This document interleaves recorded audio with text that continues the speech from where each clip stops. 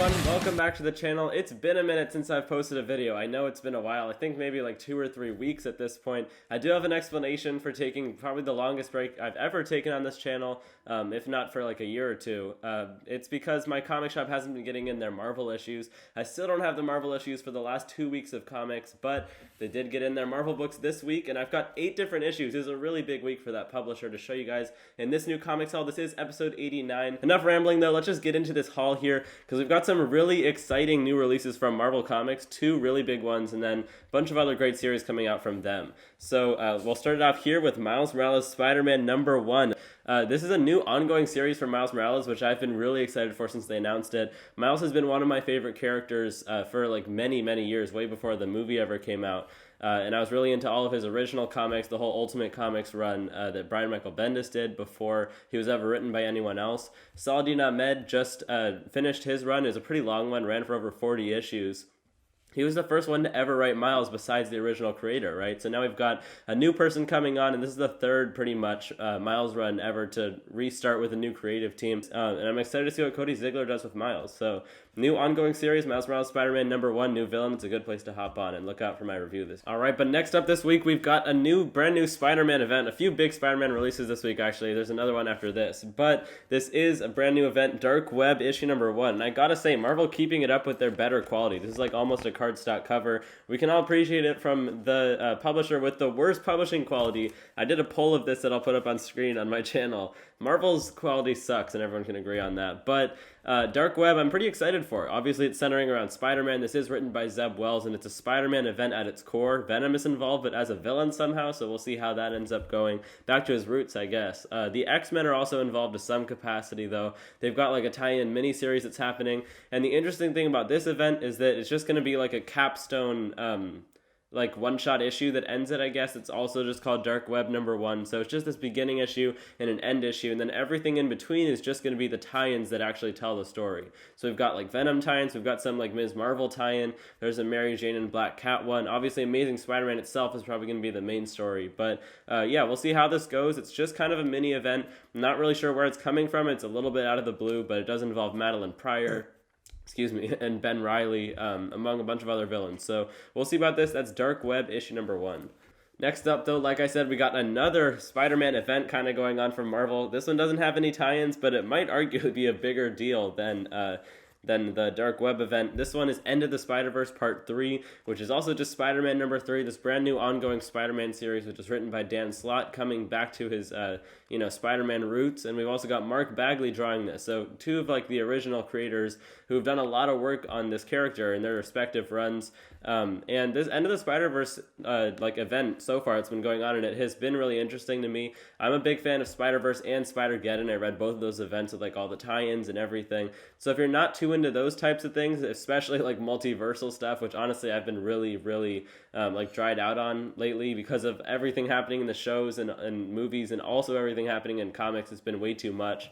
But this is the multiverse done well, in my opinion. Dan Slott is good with event-type books like this, balancing a big cast of characters. It might seem kind of inconsequential in the long run, and probably these like character deaths that are happening are not actually going to be canon or actually mean anything in the long run. But Spider-Man so far, I have been enjoying it. Let me know you guys' thoughts on this one, though, down in the comments section below. I think the writing and artwork is pretty good, but that might just be me. That's Spider-Man #3. Moving on with Marvel, though, we've got the second issue of a new ongoing series that launched last month. This next one here, this is Fantastic Four #2. I'm glad we're getting Alex Ross covers on this series. I think he works with Fantastic Four really well, so it's cool to see him on this book. That first issue I wasn't too big of a fan of, to be completely honest. It was just focused around Ben Grimm and Alicia. Which obviously isn't the full Fantastic Four, right? And we're getting like teased about some catastrophic event that happened that's left the family like separated from each other. Everyone's angry at Reed Richards, something along those lines. Kind of like what they're doing in Amazing Spider-Man, like teasing us about something that Peter did. I'm not too big of a fan of that. I kind of like immediate gratification in comics to some extent. So hopefully they don't draw this out too long without getting the family reunited again, because that's not what Fantastic Four is supposed to be, right? But this issue specifically supposed to center around Reed and Sue Richards, so that might be interesting to see them alone without the other family members in some sort of town of Doombots. We'll see. I mean, I really hope they come back together as a family soon. Hopefully by like issue 4, that would work out pretty well, right? Because next issue is supposed to be Johnny Storm And although I think that is interesting, although I think it's pretty well written, the artwork is pretty cool with this new creative team, I obviously would like to prefer the family dynamic instead of these like solo issues. It's just not what Fantastic Four is. But for now, though, that is Fantastic Four #2. We'll see what happens with this series. I'm going to stick with it, at least until the family reunites. But the next issue that I've got here from Marvel, this is a pretty big one. This is Thor issue number 29. If you look on the cover here, you see that Donny Cates actually doesn't write this issue. It's fully co-written by someone else. And it was just recently announced that Donny Cates is leaving the Hulk title completely. We don't know whether he's coming back on Thor. So this really raises a concern. Like, what's going on with Donny Cates? Does he just have some bigger plan in the making from Marvel? Or is he moving to some other company? Maybe he's even moving to DC. Who knows? But with this new Thor issue, it is a guest arc written by Torunn Grønbekk, who's written some Thor stuff in the past, so I do trust that she's going to do well with this title for however long she stays on it. Nick Klein is back on artwork, so that's really good to see. And this is The Legacy of Thanos Part 1, so we've got this new story arc that's, I guess, exploring what's going to go on with Thanos in the future, ever since Thor saw this vision from like the future of the Marvel Universe where Thanos has possession of Mjolnir.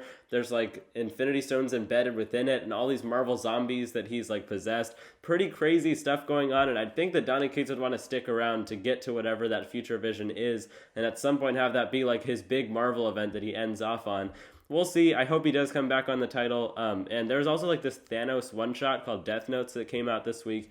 I missed out on that one. I guess I didn't add it to my pull list. My shop was shorted on copies. So I think you're supposed to read that before reading this one. I guess I just won't. We'll see how that goes. But Thor number 29, guest writing, but who knows what's going on with Donny Cates. We'll see about that. And next up from Marvel, I've just got a couple more issues from them this week to show you guys. And this next one is Punisher number 8. So even this issue is oversized. We get an oversized issue for every single issue of this ongoing series.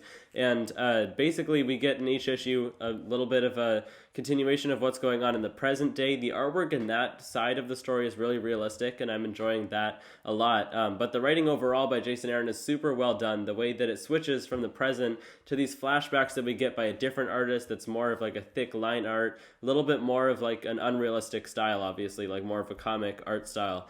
And we've been getting just kind of like the history of the Punisher from when he was a kid, when he met Maria, who would end up being his wife, their kids they had, how he ended up kind of scaring the kids when then he got back from the war, but they built their bond like when Maria went away for a weekend and they would sleep in his tent outside with him. Kind of messed up stuff. Like, this is definitely not for the faint of heart. It's a really messed up book about Frank being brought up, but also the present day stuff is obviously really interesting. Also, we have him working for the Hand, which is like kind of this criminal organization that's trying to take down a different criminal organization that Ares, the god of war, is running. So it's like this war between Punisher and his faction that he's controlling right now, and Ares. And finally, to end off this week's haul, I've got Predator number 5 as my last issue here. So this series has only been okay. I think I'll definitely ride through this first arc at least, see where that goes. I don't know if this is just an ongoing or if it's just like a mini series that they're gonna relaunch after. I don't know what Marvel's plans are with Predator, because this first arc got pushed back like a whole year. You guys remember that? It was supposed to come out in June of 2021, I think, and now it's finally actually seeing through. Honestly, I guess it's just kind of like a simplistic writing style is what I'm not really liking too much about this series. There's not too much going on in every issue, but it's following our main character who's a predator hunter. That's another thing, is her being like someone who hunts predators and not the other way around kind of takes away from the danger of them even being in the title in the first place, because we should be scared of these predators, right? But she's like hunted a bunch of predators. She's trying to find the one that killed her parents. That's about it. Not much more going on in this, and I guess she probably will end up killing it by the end of the arc, or she'll die trying. We'll see. The banter between her and her like AI ship is pretty good. That's my favorite part of this series so far. Artwork isn't great, writing isn't great, so yeah, I'll probably drop this. I've convinced myself just now after this first arc. We'll see. That's Predator number 5. That's about it though, guys. I do appreciate you guys tuning into my channel, even though I've been gone for so long at this point. I'm excited to get back into the swing of things, get back into making weekly videos, weekly comic reviews, breaking news type stuff. Do look out for that review of Miles Morales Spider-Man, which I'll be putting out right after this video. It'll just be a quick one, non-spoiler, so you don't have to worry about that. If you do want to show a little bit more support to the channel, hit the subscribe button down low. We're getting really close to the big 500, so help me get there. We're getting pretty close there. And thank you guys for watching. I'll see you in the next one, hopefully next week for the next week's new comic haul. Bye, guys.